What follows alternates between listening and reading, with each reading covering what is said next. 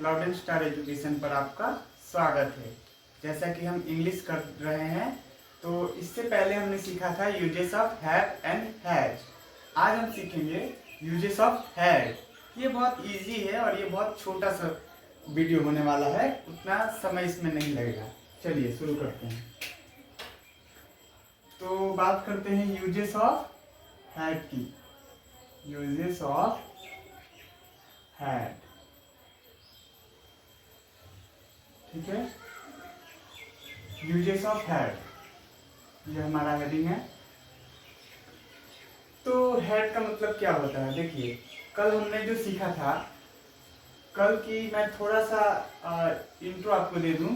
कल हमने uses of have and has सीखा था। Uses of have and has, दोनों का मतलब एक ही होता है, ठीक है। पास है, देखिए यहाँ पे है लगा हुआ है, यानी कि ये प्रेजेंट में है। जब हम प्रेजेंट की बात करेंगे, प्रेजेंट का मतलब होता है अभी, वर्तमान। तो प्रेजेंट की बात करेंगे तो प्रेजेंट में क्या होता है? हैव एंड हैज, जिसका मतलब पास है, अधिकार में है या संबंध में है। जैसे मेरे पास मार्कर है, प्रेजेंट में होता है। यही जब हम पास्ट में चले जाएंगे, पास्ट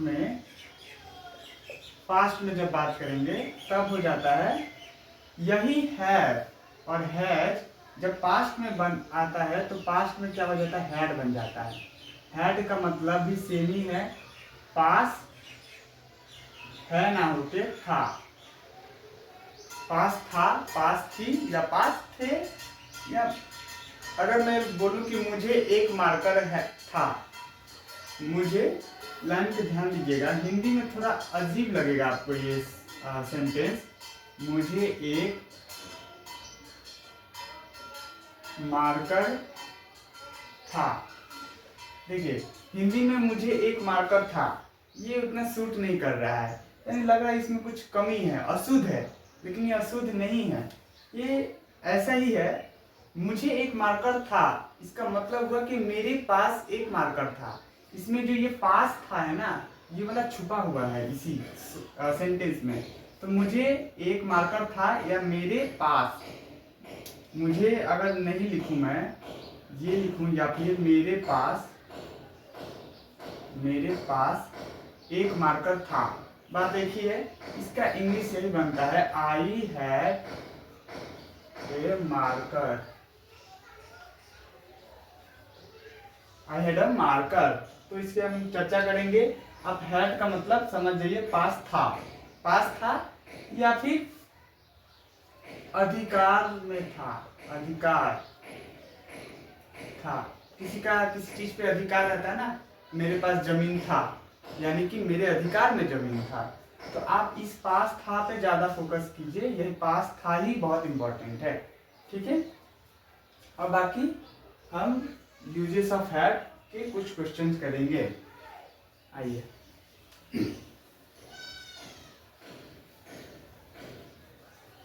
यूजेस ऑफ हैड, ठीक है।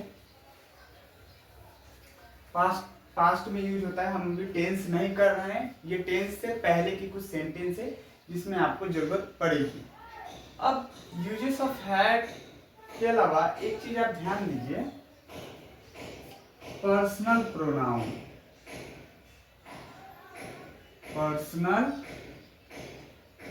प्रोनाउन, ठीक है, PRONOUN, पर्सनल प्रोनाउन। अब ये क्या होता है? ये प्रोनाउन चैप्टर में अच्छे से और सीखेंगे, आप ध्यान दीजिएगा। जो हमारे सब्जेक्ट है, जैसे कि मेनली हमारे 7-8 सब्जेक्ट, हम 8 सब्जेक्ट मान के चलते हैं, उसमें से 7 जो मेन है वो मैं लिख दे रहा हूँ, वही है personal pronoun. I, we, you, ठीक है, ही, सी, इट एंड दे। कितने हो गए? एक, देखिए, 1 2 3 4 5 6 7, यही है। ये इसी को हम क्या बोलते हैं? First person. फर्स्ट पर्सन में आप देखिएगा सिंगुलर में ये रहता है, प्लूरल में ये रहता है। एंड ये वाला हो गया हमारा सेकेंड पर्सन एंड ये हो गया हमारा थर्ड पर्सन। अगर आपने मेरी पर्सन वाली वीडियो नहीं देखी है तो आप जाकर वो पर्सन वाली वीडियो देखें, वहां पे आपको अच्छा से समझ में आ जाएगा। ये क्या हो गया, थर्ड पर्सन, थर्ड पर्सन यही है। तो इनमें सबके साथ ही हेड लगता है, ऐसा नहीं है हेड का कोई सिस्टम नहीं है कि सिर्फ इसके साथ लगेगा, इसके साथ नहीं, इसके साथ लगेगा। हेड पास्ट में है तो वो सबके साथ ही लगता है, किसी के भी साथ आप हेड लगाएंगे। तो यहाँ पे टेंशन हमें ये नहीं सोचना है कि सिर्फ ही है तो उसके साथ हैज लगता था, आई के साथ हैव लगता था। तो हेड जो है, हेड तो सबके साथ ही लगेगा। ठीक है, इससे जुड़ी 2-4 प्रश्न कर लेते हैं, इतना आपको समझ में आ चुका होगा। और पर्सनल प्रोनाउन 7 है जो मैंने अभी लिख दिए थे, बाकी डिटेल्स में हम जब पढ़ेंगे प्रोनाउन चैप्टर को तब हम उसको सीखेंगे वहां पे। चलिए कुछ क्वेश्चन। मेरे पास कार था, शॉर्ट करके लिख दे रहा हूं, बोर्ड बहुत छोटा है। मेरे पास कार था, ठीक है, मेरे पास कार था। मुझे कार था, ठीक है, ये दोनों सेम ही है। मेरे पास कार था या मुझे कार था, बात एक ही है। 3 नंबर, हम लोगों के पास समय था, ठीक है, या फिर हम लोगों को समय था। देखिए ये दोनों भी सेम ही है, मतलब समझिए यहाँ पे पास था ही है इसमें भी, और इसमें पास था, जो था देखकर आप समझ पाएंगे कि ये पास्ट में है, इसमें पास जो है वो छुपा हुआ है। तो ऐसे भी सेंटेंस आपको घुमाए जा सकते हैं देखकर। हम अभी यूजुअली ट्रांसलेशन ही सीख रहे हैं, लेकिन आप इस पे भी ध्यान दीजिएगा। 5, आपके पास कलम था, या आपके पास कलम था या आपको कलम था। आपको कलम था, ये भी दोनों सेम है, यानी अंग्रेजी जो बनेगी दोनों की 3 एक ही बनेगी, ठीक है, इन दोनों की एक ही बनेगी, इसकी दोनों की भी एक बनेगी, इन दोनों की भी एक ही अंग्रेजी बनेगी। आइए, मेरे पास कार था, आई हैड ए कार। ध्यान दीजिएगा ये मैंने क्यों लगाया, क्योंकि एक ही कार की बात हो रही है, यहाँ पे बहुत सारे कार नहीं है। I had a car, had सभी के साथ लगता है, आई, यू, ही, सी, इट सभी के साथ लगता है, किसी नाम के साथ भी वही लगेगा, तो हैड हर जगह लगता है। दोनों की अंग्रेजी यही है। मेरे पास कार था, आई हैड अ कार, मुझे कार था, आई हैड अ कार, बात एक ही है। हम लोगों के पास समय था, सॉरी हम लोगों के पास है, यहाँ पे वी होगा, हम लोगों का अंग्रेजी वी होता है। अगर आपको अंग्रेजी में दिक्कत होती हो तो आप स्टार्टिंग से मेरी वीडियो देखें, वहां से मैंने एकदम बेसिक से मैं सिखा रहा हूँ, वहां पे मैंने SHVO करके बताया फॉर्मेशन। अब मैं डायरेक्ट बनाने की कोशिश करता हूँ क्योंकि आपने पहले ये सब चीजें सीख लिया है। वी हैड क्या है, हम लोगों के पास समय था, वी हैड टाइम, हम लोगों के पास समय था या हम लोगों को समय था। आपके पास कलम था, you had a pen, you had a pen, आपके पास कलम था। एक कलम की बात है इसीलिए मैंने ए लगाया है, नहीं तो मैं वहां पे ए नहीं लगाता। अगर आपके पास कलमें थी, कलमें हो जाता तो ए हट जाता, ठीक है, यानी एक से अधिक कलम हो जाएगी तो ए हट जाएगा, ये है यूजेस ऑफ हैड। वीडियो बहुत शॉर्ट है, इसमें मुझे और कुछ बताने के लिए है नहीं। और इसी को लेकर आप ये भी बना लीजिए, नेगेटिव पॉजिटिव जो भी है ना, affirmative sentence, negative sentence, clause sentence and open interrogative sentence आप इसी से लेकर बना लीजिए। ठीक है, देखिए मेरे पास कार था, एक ही एग्जांपल से मैं आपको और बता दे रहा हूँ। नेगेटिव में हो जाएगा मेरे पास कार नहीं था, ये हो गया नेगेटिव। 3, क्या मेरे पास कार था, ये हो गया क्लोज। मेरे पास कब कार था, ये हो गया ओपन। अगर आपको ये मैंने एफर्मेटिव इसको क्यों बोला, इसको नेगेटिव क्यों बोला, इसको क्लोज क्यों बोला और इसको ओपन क्यों बोला, ये अगर आप जानना चाहते हैं तो आप मेरी पुरानी वीडियो देखें। अगर आपको पता है तो कोई बात नहीं। देखिए क्या मेरे पास कार था, इसको मैं क्लोज क्यों बोल रहा हूँ, क्योंकि इसका जवाब मैं मुंह क्लोज करके भी दे सकता हूँ।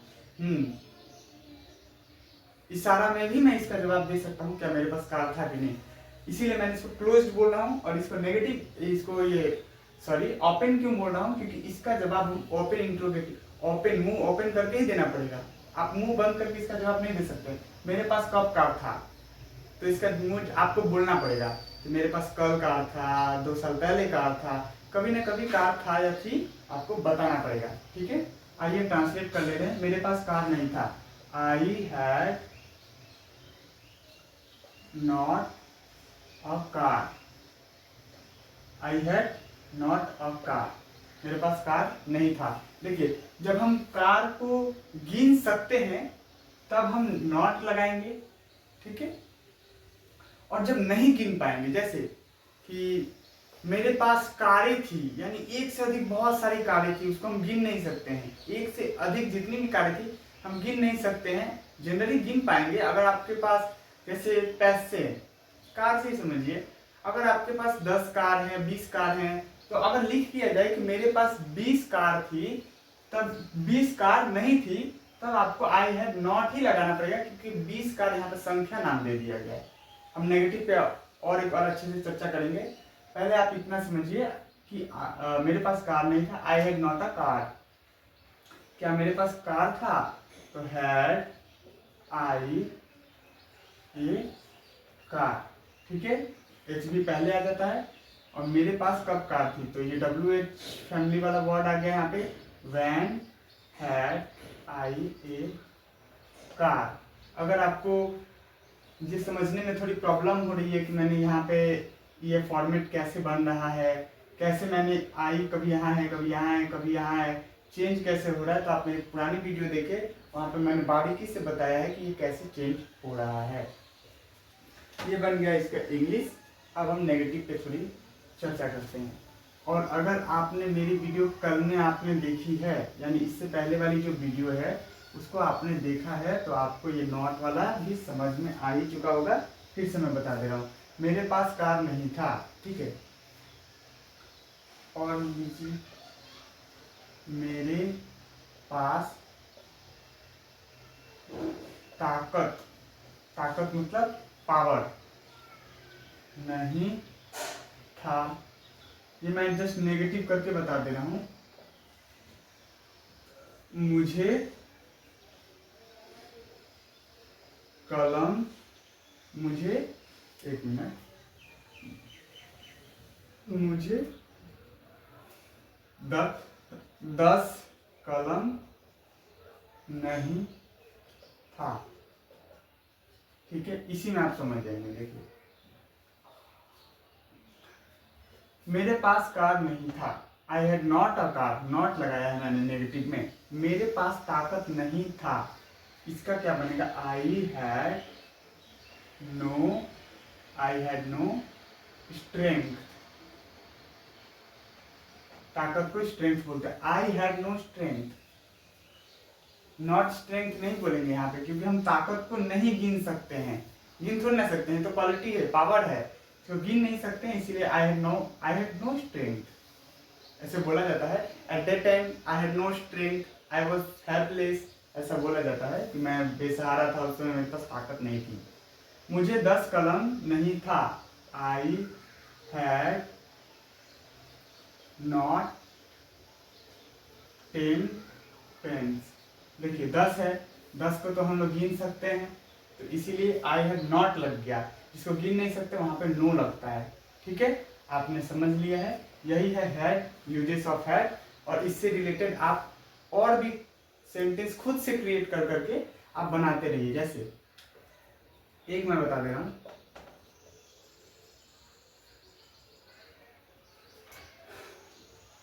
उन लोगों के पास या फिर उनके पास